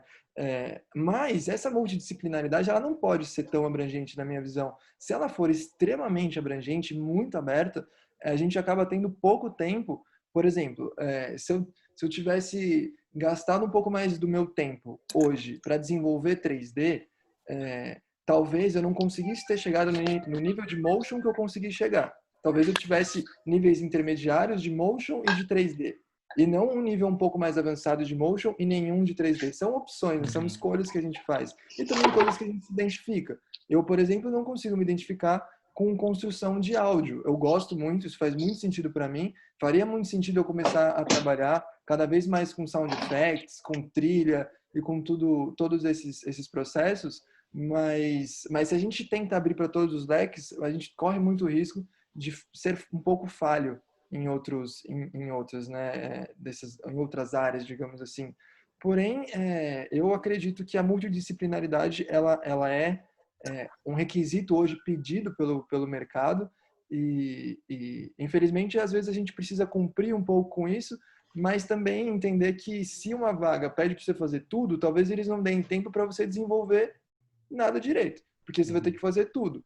Então, às vezes, né, precisa entender se aquela vaga de fato faz sentido, se a construção, né, a forma como funciona aquela agência, aquele estúdio, também fazem sentido para você. Então, acho que tudo isso tá conectado. E eu acho que eu acho que eu esqueci aqui você emendou duas perguntinhas, eu acho que eu perdi a segunda aqui na minha cabeça. Não consegue me ajudar? Qual conselho que você dá para o designer que quer crescer a nível de mercado, assim como você cresceu e tudo mais, se solidificar e viver maravilhosamente bem disso? Quem dera! Estamos rumo a isso, todos estamos rumo a isso. Mas o ponto que eu acho principal para a gente levar em consideração assim, falando um pouco da minha experiência profissional, eu acredito ainda que consigo, né, assim como todos nós conseguimos avançar muito na carreira, mas eu cheguei hoje no nível profissional que eu consegui chegar, porque quando acho eu assim, a minha visão disso está muito conectado a minha autocrítica, ela é muito elevada em algum de determinadas perspectivas, isso pode ser positivo, isso ajuda a construir meu trabalho, de determinadas perspectivas isso pode ser um pouco mais desgastante do que deveria enquanto pessoa e profissional. Mas então acho que a autocrítica ela é muito importante, a questão do ego, né, que eu trouxe para a gente se atentar um pouco a isso, tanto dentro da gente quanto quando a gente vai se comunicar e entender o universo que a gente está com as outras pessoas. E um fator que eu acho que foi relevante na minha construção profissional foi que quando eu era estagiário, quando eu estava na faculdade, eu estagiei em muitos lugares. Eu era meio rodado, assim. Minha família até ficava, nossa, mas você já trocou de trampo de novo? Eu também era assim. Então, todo mundo sempre me falava isso e eu acho que isso foi extremamente positivo para minha construção, porque eu passei desde de um canal de televisão que eu fazia estágio em produção ali de jornalística, porque eu fiz 6 meses de jornalismo, né, antes de entrar em publicidade. Então eu consegui esse estágio. Logo depois eu fui para uma agência de publicidade pequena, depois eu fui para um estúdio de design, depois eu fui para uma agência de publicidade um pouco maior, depois eu fui para o The Edge, que é um clube aqui no Brasil, depois eu fui para a Entourage, hoje eu estou na F2, então eu consegui passar por lugares que trabalhavam entretenimento, que trabalhavam arte, que trabalhavam cultura, que trabalhavam varejo, que trabalhava conceito, que trabalhava construção de identidade visual, que trabalhava branding. Então, eu consegui ter essa visão de tudo e entender com o que eu me identificava ali no meio do processo e conseguir começar a focar energias, né, para trabalhar isso. Então, quando eu descobri na faculdade, num projeto do Rodrigo especificamente, que eu consegui, que eu gostava de virar à noite fazendo uma peça no Photoshop, que eu nem sabia mexer no Photoshop, e eu nunca fiz um curso de Photoshop, de Illustrator, de InDesign, de After Effects, de Premiere. Quando eu descobri que através ali do YouTube, de ficar batendo cabeça, clicando no botão, lendo o que o botão faz ali e testando o que ele faz, foi quando eu consegui entender que aquilo fazia sentido para mim e aí começar a investir nisso, né? Investir tempo, a investir a minha força profissional, em fazer freela para amigo, para irmã, para tia, fazer projetos de graça, fazer projeto por uma breja, fazer projeto para a gente ir desenvolvendo as nossas habilidades, né? Acho que isso é muito importante. A gente, se não tem todas as oportunidades, também tentar o máximo que a gente conseguir construir esses espaços para a gente desenvolver o nosso trabalho. Boa. Acho que isso responde, pelo Tá menos aqui do ótimo. meu lado. Espero Tá que ótimo. Obrigado, gente. Valeu. Obrigado. Obrigado, Diego. Eu vou Valeu. passar então aqui a pergunta o Pedro tem aqui duas perguntas, mas há bocadinho já estávamos a falar dos clientes, e isto é realmente se calhar sempre ali uma questão importante do designer, que era como agradar o cliente. Mas o Pedro fala especificamente do briefing, ou seja, como é instruir o cliente para ele possa dar um briefing claro, completo, não é? Que seja suficientemente claro para o designer, não é? Sim. Bom, primeiro eu quero agradecer a pergunta do Pedro, a pergunta de extrema importância, né? Porque, assim, como eu disse, existe uma dificuldade, um gap muito grande entre o que o cliente quer e o que ele consegue comunicar que ele quer. Então, a gente precisa estar sempre atento a isso, né? A como que a gente vai instruir esse cliente, conversar com ele, para que a gente consiga entender o que ele quer e também trazer essa visão dele no momento do briefing, né? No momento em que ele vai fazer o pedido do trabalho. Eu acho que a construção do briefing, ela precisa ser uma conversa.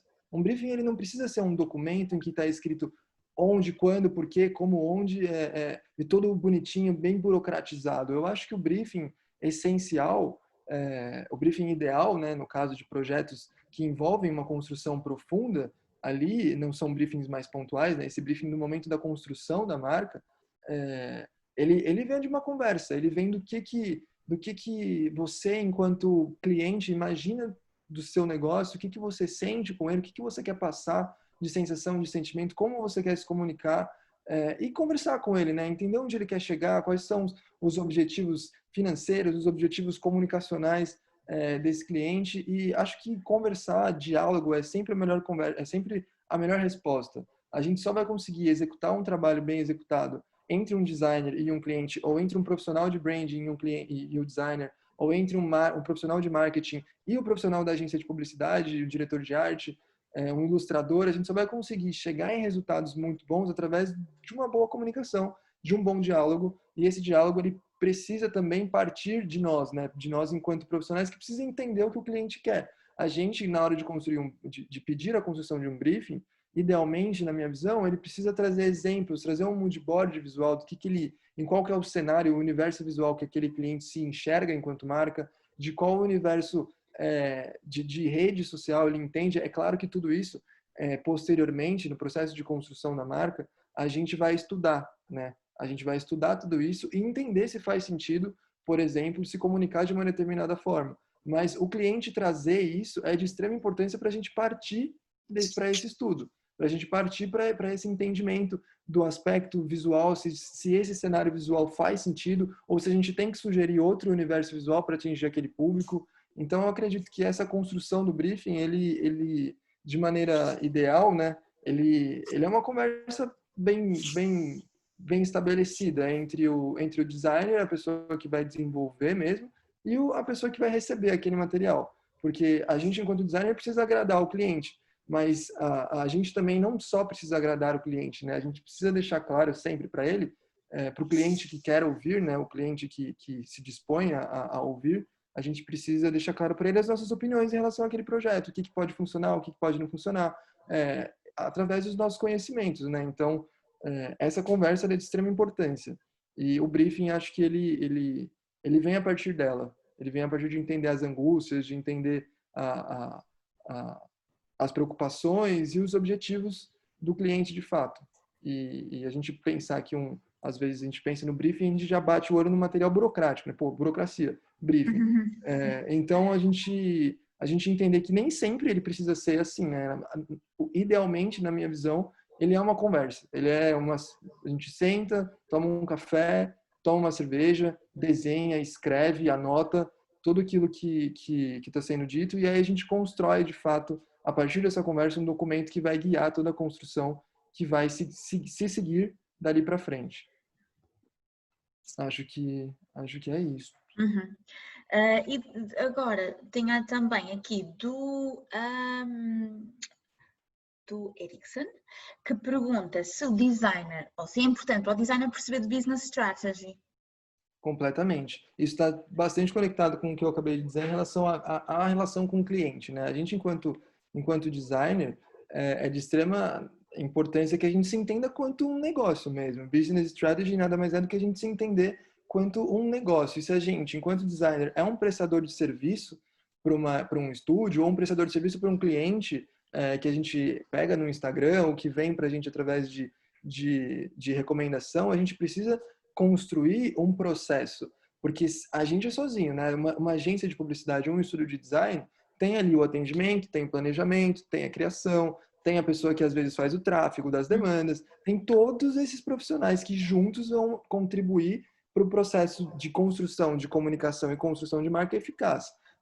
Agora, a gente quando está sozinho, enquanto freela, enquanto profissional autônomo, muitas vezes, se a gente não tivesse organização, se não tivesse pensamento estratégico, se não tiver um pensamento de gestão financeira, quanto eu vou cobrar num job, por exemplo? Quanto eu gasto de tempo, quanto vale a minha hora, quanto eu gasto, né, de água, de luz, de energia elétrica, hoje que a gente trabalha basicamente home office, quando a gente é freela, normalmente também, quanto que a gente gasta nisso para poder chegar no momento de precificar?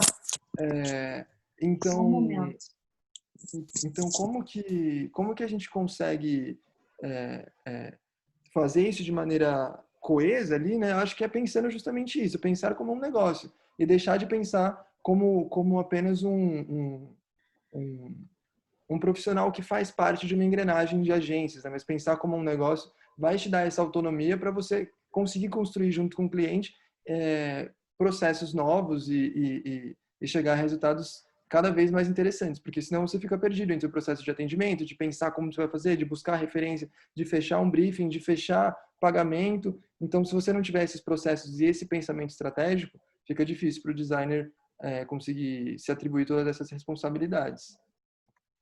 A Thaís pergunta, realmente acho que é difícil responder esta pergunta. Qual o preço mínimo para uma criação de marca em Portugal? Para já o Vítor não deve conhecer o cenário português, não é? Porque está no Brasil. E portanto, eu, conheço o cenário português, mas é muito relativo mesmo. Muito. Mas o Vítor pode contar o cenário brasileiro, por exemplo, se calhar conhece melhor. Sim, assim como você disse, né, sobre Portugal, aqui no Brasil também é muito relativo, né? Existem processos de criação de marca aqui no Brasil que podem beirar 13 mil reais, que podem beirar 50 mil reais. Tem processos de criação de marca para marcas menores, de profissionais não tão grandes, que pode aí estar nos 2 mil reais, 3. Então, isso é realmente muito relativo, isso está muito conectado às necessidades daquele cliente, né, na construção daquela marca. Às vezes é uma marca muito complexa, que exige muitos estudos, muitos elementos, e esse processo é mais caro. Às vezes é uma marca que demanda menos esse processo extenso, né? Às vezes é um profissional que está começando, às vezes é um profissional que já vem de estúdios de design, às vezes é um estúdio renomado. Então, é de fato muito, muito relativo. Isso está muito conectado com o nível de trabalho que é entregado e também o cenário econômico e financeiro daquele mercado, né? Aqui no Brasil, especificamente, já vi identidades de marca, né? Criação de marca a partir de 2 a 3 mil reais, chegar até 20, 30. Então, isso é realmente bastante relativo. Aqui, isto não é uma pergunta. A Beatriz está a elogiar, pronto, depois o Vítor lê. E o Fabrício pergunta sobre as referências criativas, onde é que se inspira para os projetos, para a relação aos projetos. Isso também assim, as minhas referências, né, elas estão muito dentro do design. Eu sou publicitário, mas eu busco minhas referências busco bastante no Instagram. Hoje meu Instagram é um catálogo de referências, porque eu sigo muito designer, eu sigo muito estúdio, eu sigo muitas pessoas que são profissionais, que dão dicas, né, que trazem aí conteúdos legais em relação a isso. Sigo, por exemplo, a Fábrica IAD, que tem, sei lá, posta alguns conteúdos aí de eu tenho até salvo uma sessão que eles fizeram recente, que era, quais são sites para baixar foto de graça, sites para pegar ilustrações de graça. Então, a minha referência, as minhas referências, elas estão hoje muito dentro do Instagram e ela beira muito o design. Eu tento mesclar um pouco do que eu enxergo no design brasileiro, tanto aquele mais conceitual, quanto as aplicações em publicidade, quanto o nosso público, a forma como ele consome aqui. Então, tudo que eu vejo na TV de propaganda, para mim, é referência. No meu Instagram, eu sigo, como eu já disse, né, sigo muitos designers europeus, sigo designers norte-americanos, designers sigo até designer que mora na Índia, sigo designers africanos. Tento buscar bastante referência aí na ancestralidade, né, negra, na cultura negra, cada vez mais importante e muito importante e significativa para mim. Então, tento me inspirar bastante neles ali, nessas referências. E mesclar um pouco de tudo um pouco, né? A gente diz que o brasileiro é uma misturada. Eu acho que eu posso dizer que o meu trabalho é isso também. Assim, minha família nordestina com aqui sangue paulistano. Então a gente mistura todo mundo, tem português no meio, tem italiano, é tudo uma misturada. Então acho que o meu design e a minha referência, ela parte dessa misturada também. Ela parte de tentar pegar um pouco de tudo e aplicar da maneira como puder aplicar e como for necessário aplicar nos determinados projetos em que eu tiver envolvido, né? Não dá, claro, para aplicar todas as referências em qualquer projeto, né? Tudo tem que estar muito bem estudado e alinhado ali as propostas, mas eu acredito que hoje eu consigo juntar tudo isso e trazer um pouco de tudo nesses projetos todos aí que eu já tive a oportunidade de trabalhar. Acho que é isso. Eu não te ouço, Joana. Joana, você está com o microfone desligado. Desculpem, esqueci-me que tirei o microfone. Ok, a Rafaela só pergunta sobre o webinar. Sim, depois quem geriu depois as inscrições irá também enviar o link para esta gravação. Ok, mais alguma pergunta? Alguém tem mais alguma pergunta a fazer? Ao Vitor também, Joana, só porque eu não tô conseguindo. Outra vez? Não, mas calma. É só para perguntar qual o arroba dele do Instagram, porque eu não tô conseguindo digitar aqui no chat. Será que eu consigo escrever no chat? Sim, Mandar sim, para sim. todos? Eu não consigo. Peraí, então eu vou escrever aqui. Victor Augusto. Esse é o meu arroba no Instagram. E o meu site, eu vou pegar ele aqui para deixar com vocês também. Como eu disse, né, a ideia é mandar para vocês esse conteúdo mesmo. Então, vai ter meu site, vai ter meu e-mail, mas tá aqui também para quem quiser me seguir meu trabalho, para a gente conversar, para a gente desenvolver projetos juntos, enfim, a gente conseguir construir aí uma relação profissional e de amizade com quem estiver interessado. Vamos aí. Exato. Também para que servem estes webinars, é para conhecermos outras pessoas, fazermos aqui oportunidades de projetos, etc. Não é? Então, alguma pergunta final aqui para o Vítor ou também para o professor Rodrigo? Também pode ser, não é? Ele está ali. Para mim, não. Alguém tem mais alguma pergunta, um comentário? Antes de você, eu não sei se você vai finalizar agora, Joana, só antes se ninguém tiver nenhuma pergunta. Eu só queria fazer uns comentários antes, pode ser? Certo. Queria agradecer muito, muito, muito o Vitor por ter aceitado o convite. Como a gente disse aí ao longo da palestra, o Vitor eu já conheço há muitos anos. Fui professor dele no primeiro ano, depois fui professor dele no quarto ano. E desde lá acompanho toda a evolução E não é à toa que a gente convidou o Vitor para dar esse webinar. Sem dúvida, um dos maiores designers da atualidade que eu conheço e tem um trabalho incrível. Todo mundo comentou sobre isso, mas eu queria frisar isso mais uma vez. Parabéns por você ser um profissional incrível que você é, mas, acima de tudo, parabéns pela pessoa incrível que você é. Eu tenho uma relação mais próxima com você, nós somos amigos e você é uma das pessoas que eu mais me orgulho de dizer que eu tenho como amigo, pela visão que você tem do mundo, pela visão que você tem das pessoas, pela visão que você tem dos outros e pela visão que você tem de você mesmo. Às vezes você se cobra um pouquinho demais, mas faz parte de quem você é. Então, muito obrigado, muito obrigado. Eu acho que tem uma Maiara Pinheiro aqui, eu não sei se é a Maiara que também foi minha aluna. Também então, sim. Maiara, um beijo, saudades. Fabrício está aí também. Fabrício, beijo, eu não te vi aqui, mas saudades de vocês. Não me esqueçam, porque vocês nunca mais falaram comigo.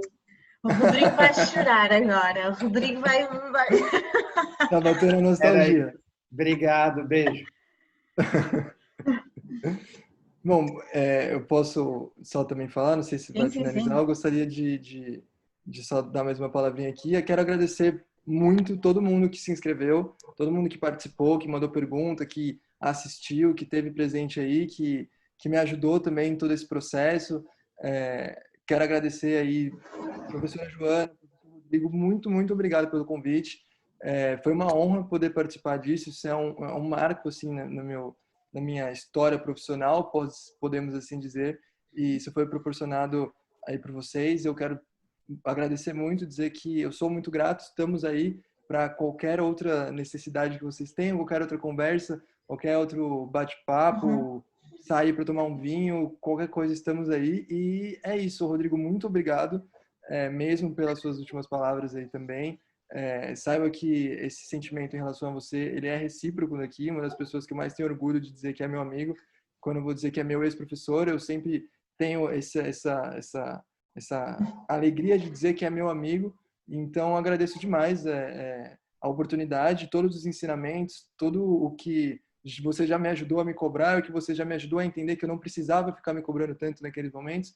Então, é isso. Eu acho que o nosso trabalho, enquanto designer e profissional, é a gente pensar a sociedade, pensar o todo, e quem trouxe isso para a minha visão, com certeza, foi uma das pessoas, foi você, na faculdade e fora dela também.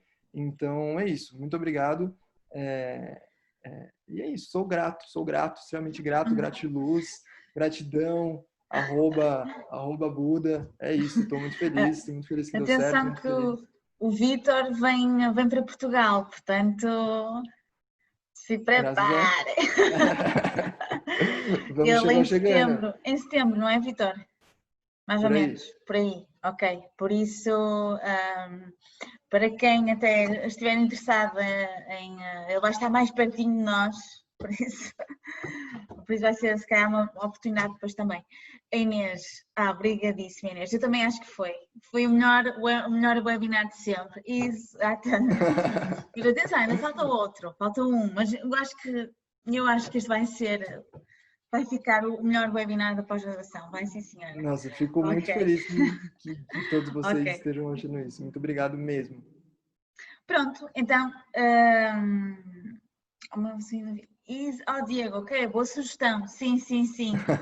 Exato, boa sugestão para o IAD. Sim. Que honra. O Vitor vai para o IAD, não como professor, como aluno, não é?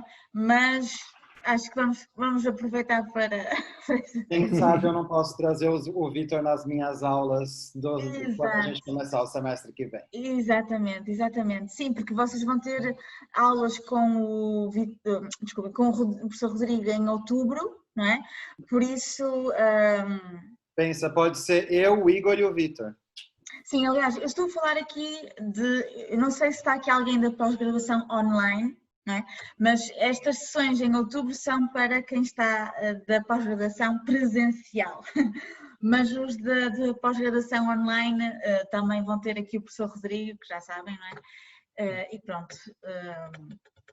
Pode ser que o Vítor também entre aqui no online. Ok. Pronto. Obrigada a todos. Muito obrigado. Se não tenho nenhuma pergunta, então vou terminar o webinar. Obrigada, Vítor, foi mesmo espetacular e eu não teria dúvidas porque o Rodrigo só me traz aqui a pessoa espetacular, já foi o Igor, agora também o Vítor. Não sei se o Vítor conhece o Igor, sim, Rodrigo? Eles conhecem-se? Não, eles são de universidades diferentes. Ok, mas pronto. Mas foram 2 alunos do Rodrigo, portanto, ele todo orgulhoso. Pronto. Bem, então, obrigada a todos, obrigada, Vítor, muito obrigada, foi mesmo espetacular. Rodrigo, também obrigada por teres aqui apoiado o webinar e por teres trazido o Vítor, porque realmente tu é que trouxeste o Vítor, porque está aqui. E pronto, e obrigada também a quem esteve presente. Okay? Boas férias, porque acho que boas agora férias, pessoal. vai tudo de férias, não é? Boas férias, vemo-nos em setembro, não é? Não, acho vou prometer antes. Sim, tudo sim, pronto. Mas boas férias. Para os alunos da pós-graduação, vemo-nos em setembro, não é? É isso. É setembro, é? Ok, pronto.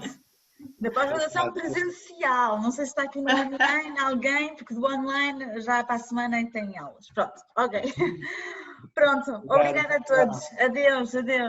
Boa noite. Gente, muito obrigado. Boa noite a todos. Muito obrigado mesmo. Obrigado.